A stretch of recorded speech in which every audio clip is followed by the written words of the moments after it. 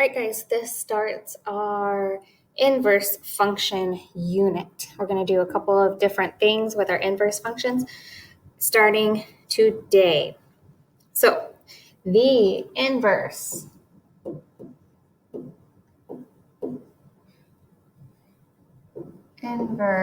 of a function has all of the same points as the original function, but the x's and our y's have been switched. So what that means, and we'll look at a graph tomorrow. Oh, where'd my y go? Y have been switched. So we're going to have a graph, and then we're going to flip our x's and y's, and so that is going to reflect our graph. Like I said, we'll look at what that means another day. So for today, we're just going to be looking at flipping our x's and y's, and then we're going to also be naming our domains and ranges, which is just a review really from our domain and range unit. So we've got this original function, and here is our x's and y's. So we literally are just going to swap your x's and y's.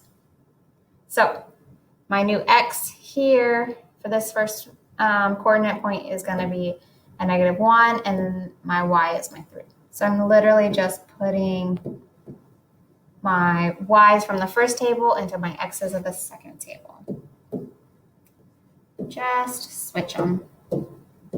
And that's it. That's how we find the points for an inverse function. All right.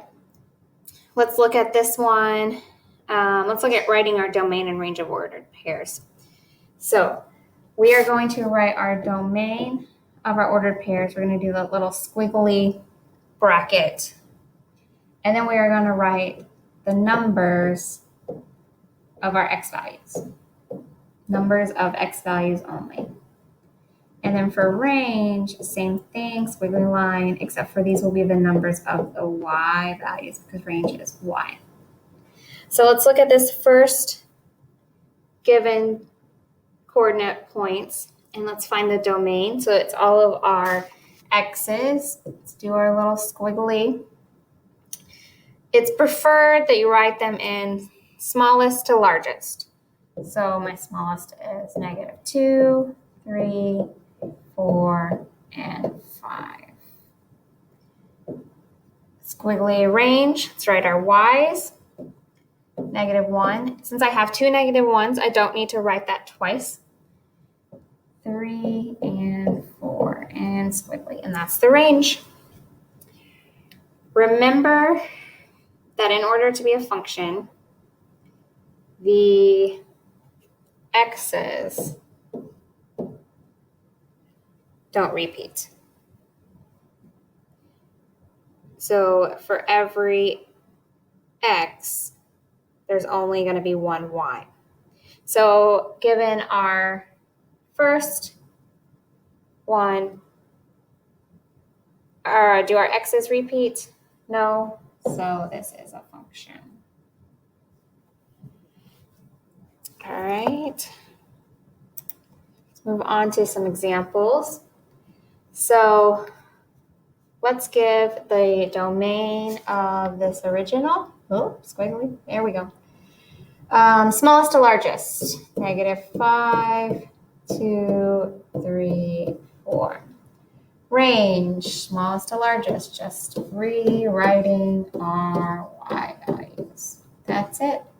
Inverse, flip your x's and y's. So -1, 4, 5, -5, 6, 3, 3, 2. Let's give our domain now. So we should now notice that the domain of our inverse is the range of our original. That's a promise. And the range of our inverse is the domain of the original. So is our inverse a function? Do our x's now repeat? No, they don't. Okay, So we also, instead of given a table, we might be given some points, but we can still do the same thing. So again, we're still just switching our x's and y's. So 2, 1, negative 2, 4, 2, 3. The original domain. So let's look at that original. Just find your x's. 1, 3, 4. That's a 1. Range, let's the y's in order, negative 2, 2. Inverse domain, I do not know why it's doing that. Negative 2, 2,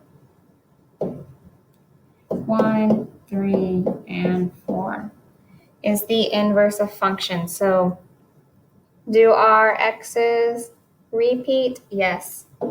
So no, it's not a function.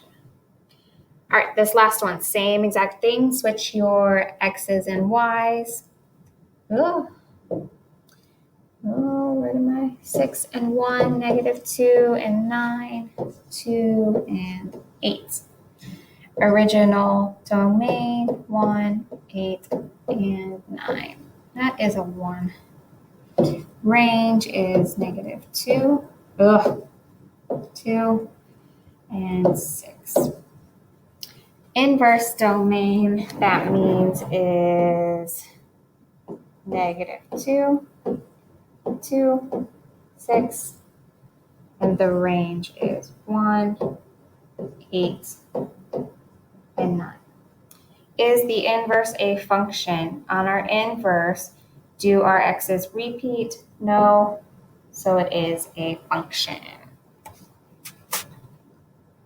All right, that is all for our intro to inverse functions. We will look at graphing and writing our inverse functions.